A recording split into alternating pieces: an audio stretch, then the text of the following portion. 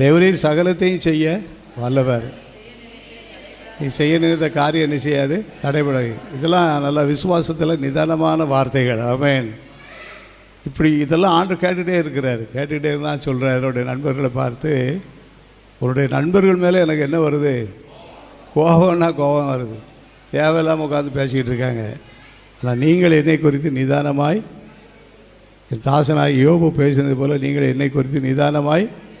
அப்போ நம்ம எல்லாருமே ஆண்டவரை குறித்து சாட்சியாக பேசணும்.